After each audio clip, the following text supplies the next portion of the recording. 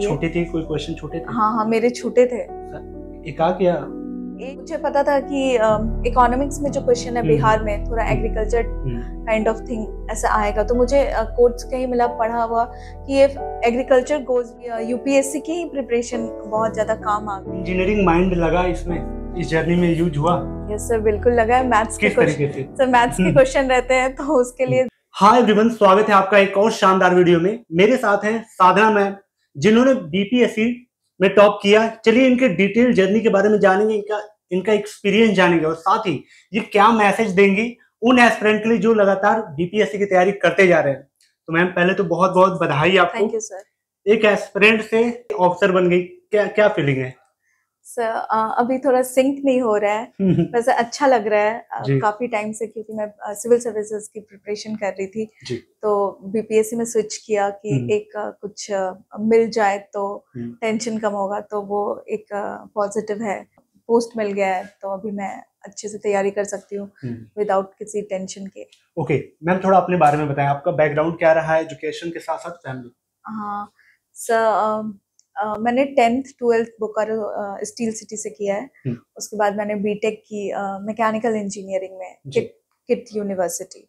फिर मेरी वहाँ पे कैंपस प्लेसमेंट हुई थी एक्सेंचर, तो वहाँ पे मैंने 1 साल तक जॉब किया।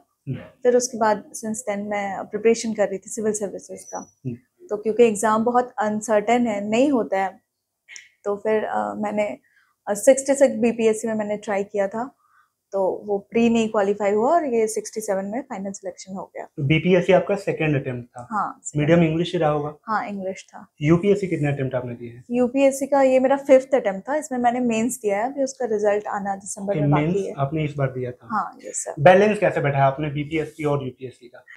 सर बैलेंस करना तो मुश्किल है, पर करना पड़ता है। वहां तो पूरा कॉन्सेप्ट, यहाँ पूरा फैक्ट। हाँ, पर अभी जब से मैंने 67 में दिया था तो उस समय चेंज हो गया था, तो ये मेरे लिए थोड़ा फायदेमंद रहा, क्योंकि मेनली मेरी यूपीएससी की प्रिपरेशन बहुत ज्यादा काम आ गई जी। तो मैम स्टार्ट कैसे हुई ये जर्नी आपकी? क्यों आपको लगा कि मुझे यूपीएससी से बीपीएससी पे शिफ्ट करना चाहिए?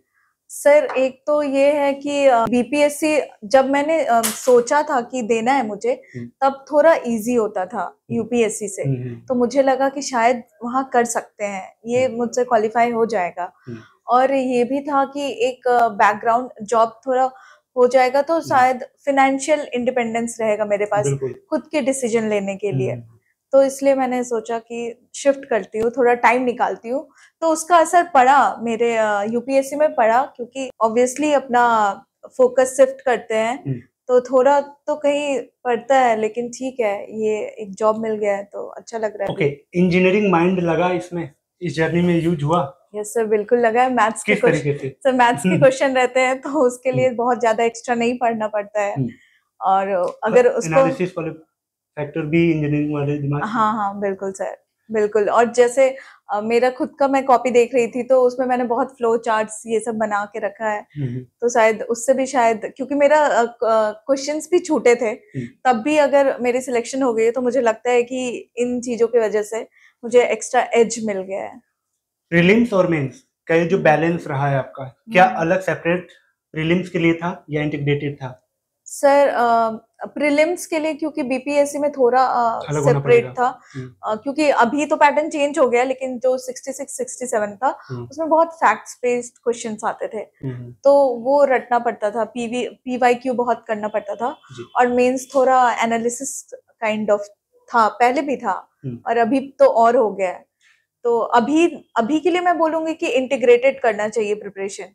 ओके तो मेंस की मैम अप्रोच बताए, जो वो दोनों पेपर होते हैं, पेपर 1 पेपर 2, तो इसका यूपीएससी वाला काम आया जाता था या फिर आपको लगा कि थोड़ा सा चेंज है यहाँ पे? सर यूपीएससी वाला काम आया, वहाँ पे कितना बहुत परसेंट लगा आपको? सर मुझे तो लगा कि 80% काम आया, और बाकी आपको बिहार के बारे में भी थोड़ा जानना रहता है, बिहार के बारे में डेटा फैक्ट्स ये सब देना होता है, तो उसके लिए आप अलग से पढ़ लीजिए।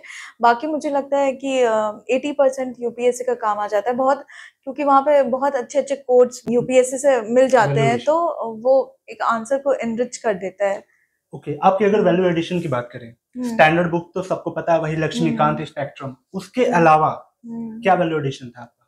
उसके अलावा सर मैंने विजन की मैगजीन पढ़ी थी और ऐसे मैंने टॉपर्स की कॉपीज देखी थी, यूपीएससी के टॉपर्स की कॉपीज देखी थी, तो उससे मैंने थोड़ा बहुत कोड्स या फिर किस तरह का लैंग्वेज यूज कर रहे हैं या फ्लो चार्ट बना रहे हैं, कैसे बना रहे हैं, वो सब मैंने लिया था। ये जो फ्लो चार्ट और डायग्राम वाला आपका ऑप्शन था, या फिर आपके जो कीवर्ड्स होते हैं, ये कहीं आपने खोज के निकाल के एक जगह रखा हुआ था या फिर कैसे प्लेस करना होता है, जो वो आइडेंटिफाई कैसे आपने किया? निकाल करके रखा था। जैसे मुझे पता था कि इकोनॉमिक्स में जो क्वेश्चन है बिहार में थोड़ा एग्रीकल्चर काइंड ऑफ थिंग ऐसा आएगा, तो मुझे कोट्स कहीं मिला पढ़ा हुआ कि if agriculture goes wrong then everything will goes wrong, everything will go wrong, ये बोला है MS स्वामीनाथन जी ने। तो ये सब मैंने अलग से कर लिया था। फिर ऐसे ही कुछ विमेन पे मुझे मिलता था तो मैं वो लिख लेती थी। तो मुझे पता था कि अगर आप PYQ एनालाइज करेंगे बीपीएससी का तो आपको पता चलेगा कि किस टाइप के क्वेश्चन पूछे। जैसे जीविका पे बार बार क्वेश्चन आ रहे हैं तो फिर मैं उसको सेपरेट करके रख लेती थी। ओके, मॉक टेस्ट का रोल और कब से स्टार्ट किया? मॉक टेस्ट एक मैं बोलूंगी कि एक मेरी गलती रही है कि मैंने मेंस की टेस्ट सीरीज नहीं लगाई थी, तो उसकी वजह से जो मेरा जो फाइनल एग्जाम था उसमें मैं लास्ट वाले क्वेश्चन में कंप्लीट नहीं कर पाई, तो इसके लिए मैं बोलूंगी कि टेस्ट सीरीज जरूर लगाएं। और मॉक तो मुझे ये पता था कि मेरा छूटा है तो मुझे इंटरव्यू में अच्छा परफॉर्म करना पड़ेगा, तो मैंने ये तो सोच लिया था कि मुझे अच्छे से इंटरव्यू के लिए प्रिपरेशन करना है। तो मैंने पता किया कि कहाँ सिमिलर होता है बीपीएससी के सिमिलर, तो पता चला कि आस्था इसमें होता है, तो मैंने यहाँ पे आके मॉक दिया और जो सर ने रिव्यू दिया या फिर जो मैं बोल नहीं पाई उसके बारे में मैं एक्स्ट्रा गूगल में सर्च करके गई और और वहां पे ऐसा हुआ कि सिमिलर काइंड ऑफ क्वेश्चन मुझसे पूछा गया। तो ये लग भी बोलेंगे। अगर मॉक टेस्ट का एनालिसिस पावर आपकी कैसी रही है? आपका इंजीनियरिंग बैकग्राउंड है, तो कैसे देखती थी उस मॉक टेस्ट को? कितना टाइम देना है, क्या टर्मिनोलॉजी उस मॉक टेस्ट से निकालना है, क्या वैल्यू एडिशन करना है अपने नोट्स में, तो ये बैलेंस कैसा रहा है? ये रिटन का मॉक टेस्ट? मैं रिटन की बात। हाँ, तो मॉक टेस्ट बहुत बार ऐसा होता है ना कि हमें लगता है कि हम ज्यादा पढ़े नहीं है, अभी और पढ़ लेते हैं, तो मुझे लगता है ये नहीं करना चाहिए। आप जाके लिखिए, आपको हमेशा लगेगा कि और थोड़ा पढ़ लेते हैं, और थोड़ा पढ़ लेते हैं, लेकिन आप जा करके लिखिए। और फिर जब उसके आंसर्स आते हैं तो जो मॉडल आंसर आते हैं उसमें आपको जो अच्छे पॉइंट्स लग रहे हैं वो आप लिख लीजिए। या बहुत सारे कोचिंग इंस्टीट्यूट में होते हैं जो टॉपर्स के कॉपी शेयर करते हैं कि इनका बेस्ट कॉपी है, तो वहां से भी आप सीख सकते हैं। एग्जाम हॉल में जो टाइम टेकिंग रहा है आपके पेपर का, कहाँ दिक्कत आ रही थी आपको? क्या लग रहा था कि ये थोड़ा सा कमी रह गया? एग्जाम हॉल में क्या फीलिंग था इस बार का क्योंकि एग्जाम विंटर्स में था और बिहार में जो सीट स्कूल्स है तो वहां पे खुली खिड़कियां, हवा जोरदार, तो उसमें थोड़ा राइटिंग स्पीड कम हो गया था, तो वो थोड़ा प्रैक्टिस करना चाहिए। छोटे थे कोई क्वेश्चन? छोटे थे? हाँ, मेरे छूटे थे। एक सब में मेरे GS1, GS2, GS3 सब में मेरे एक क्वेश्चन छूटे हैं। लेकिन जब इस बार क्योंकि पेपर भी दे दिया गया है तो फिर उससे मुझे लग रहा है कि बाकी जो क्वेश्चन है उसको मैंने बहुत अच्छे तरीके से लिखा है, तो शायद इसीलिए मेरा सिलेक्शन हुआ है।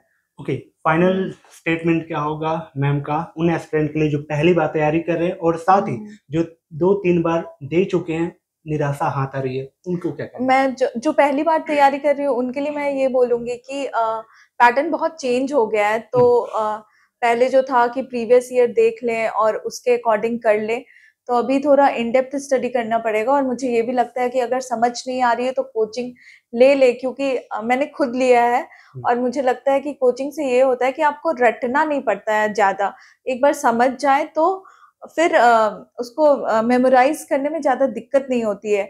और अगर आपको मतलब ऐसे समझ में आ रहा है तो ठीक है, कोचिंग की जरूरत नहीं है। और मैं ये बोलूंगी कि मॉक्स जरूर दें, कोचिंग ले ना ले मॉक्स दे, क्योंकि मैंने नहीं दिया है तो इस बार कम मेरे मतलब रैंक पीछे रह गई है। कम आया है। मैंने मॉक नहीं दिया, मतलब ये मेंस का मॉक नहीं दिया। हाँ, क्यों तो फिर इसे रिटर्न में थोड़ा मेरी छूट गई, तो ये मैं बोलूंगी कि ये गलती ना करें। क्योंकि मैं फिर से दे रही हूँ, 69 भी दे रही हूँ, तो अभी मैं मॉक जरूर लगाऊंगी। और जो पुराने हैं तो उनको मैं बोलूंगी कि रिवीजन करने और सबसे पहले अपने साथ ऑनेस्ट रहने के लिए कि उन्होंने मतलब कहाँ कमी रह गई है वो उनको पता होता है, तो उस पे वर्क करने के लिए यही मैं बोलूंगी। Thank you so much ma'am अपना वेलकम सर। एक्सपीरियंस शेयर करने के लिए। होप गाइस ये वीडियो आपको पसंद आई हो। कैसी लगी वीडियो कमेंट सेक्शन में कमेंट करें, और साथ ही अगली वीडियो कैसे चाहिए ये भी बताएं। जहां रहे सुरक्षित रहें, तब तक के लिए thank you so much and bye bye.